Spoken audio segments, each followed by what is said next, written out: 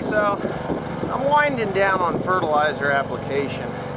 As you can see, I'm actually pumping from the big tank into the smaller 1,550 gallon white tank on the other side of the green tank. And you come down the road here at the farm. I'm going to block that wind. We got an east wind today. We're supposed to get rain. And whew, I'm out of breath. But anyways, we keep getting frost.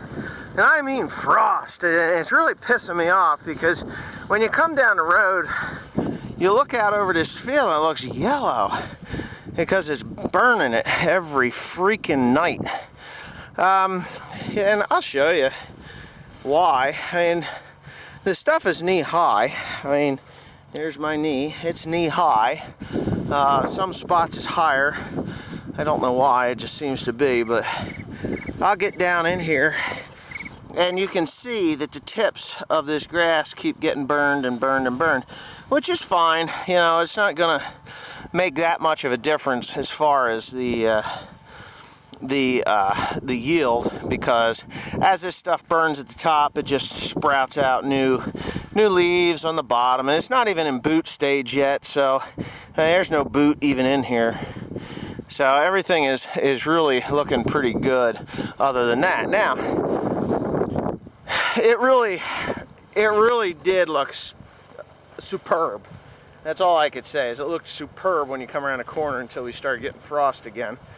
We're not getting enough rain, which is a major concern of mine, because honestly, in order to make grass grow, you got to have lots of water. In order for the fertilizer to work, you got to have lots of water. Now, you're probably looking at it and saying, wow, it's still a beautiful crop. I mean, we are not even into May, and it's knee high already, you know, and it's all leaves. It's all leaves. It's not in boot stage, so what am I complaining about? Well, I'm not really complaining. I'm just showing you guys what I'm doing. This here, I think I showed you a little earlier, this doesn't seem to be getting affected too bad by the frost. It's on a western slope. I do have some chickweed and stuff in there. I'm probably just going to kill this off anyway and plant sweet corn in here. But I had to have it covered last fall because I just don't like open ground. It gets pretty washy around here, and it just gets pretty washy around here. I'm going to step inside this building real quick. You know, you just don't want to be entering there. These doors are locked, as you can see. But anyway, somebody's dog came in here and took a shit. Boy, ain't that nice. Anyway, yeah, I'm just saying that that burning tips looks bad, but it is really going to perform well. And I'm going to answer a couple of questions while I'm at this. I don't know how many minutes I got. I might as well turn it around. Okay, well, I'm 3 minutes in. I got plenty of time. The John Deere windrower is still in my building. I think I mentioned that a couple of times. It's in there. They just did a software upgrade and a linkage upgrade. Apparently there was some issues with the machines that are out and about. There's the new header on the Case windrower. I did cut hay. You're just going to, you either saw it before this video or you're going to see it after this video, one or the other. The cutter bar in that is the same as the 1411, 1412, 1431, 14 whatever the hell they are. They're all the same. It's the Momax cutter. They call it the Momax cutter bar because it has shock hubs in it. You know, the ones that shear off, or the shear hubs, shock hubs, whatever you want to call them. Yeah, the teeth on the sprocket are 27 teeth, not 37 teeth. I am changing it to 37 teeth because somewhere, someone in Oregon said, hey, you know what, we want that auger to run faster. That is a grass seed production head. It is designed to cut grass seed. So, why they sped it up, I don't know. Let me look down here, make sure I'm not going to overflow my tank. Yes, I'm doing good. Why they sped it up, I have no idea. And that's fine. You know, I'll just turn it down to 37, slow it back down with the 37 tooth sprocket, and it should cut just fine.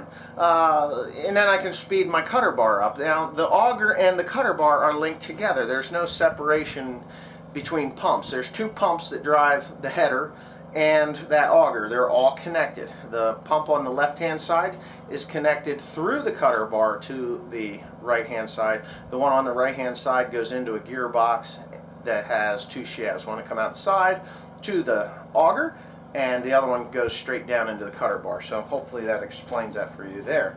The Krone baler, I haven't tested it yet because we just, frankly, we just don't have the hay yet. It's not ready to go. We got another month and a half before I start really getting serious about this. But when I do, you're going to see some serious haymaking because we are going to be moving like wildfire across the prairie. That's how it's going to be. So yeah, that's pretty much it. Yeah, like I said, I'm just going to cut this off and probably plant sweet corn. I might even do pumpkins this year. I don't know. I just can't stand being strictly a hay farmer. I hate it. I used to grow corn and soybeans, wheat, rye, barley, oats. We used to do it all. I used to milk cows, and I don't do that anymore. I feel like as the business evolves into something that makes money, I feel like, you know, some of the things that didn't make as much money, I'm missing them. So sweet corn, pumpkins, watermelons, cantaloupes, things like that, I like to do those too. I am a gardener, if you didn't know that, but I do have a garden at my house, which I never ever show anybody, but I do it. And this year I'm going to have, there's cucumbers, tomatoes, and all that stuff. I might even show you some of my more personal things that I do. While I'm not farming big time, I'm farming small. And yeah, maybe I'll share a little bit about that. Yeah, so like I was saying earlier, I'm just about done with fertilizer. I'm actually down to the last tank full for the first time over. And yes, I do put other fertilizers on other than nitrogen, you know, at certain times of the year. But I'm going to have half a tank of 5,000 or more gallons of Nitan for when I take this hay off for second cut. Timothy is going to be making little bales. That is going to be his business. That's where he will make the majority of his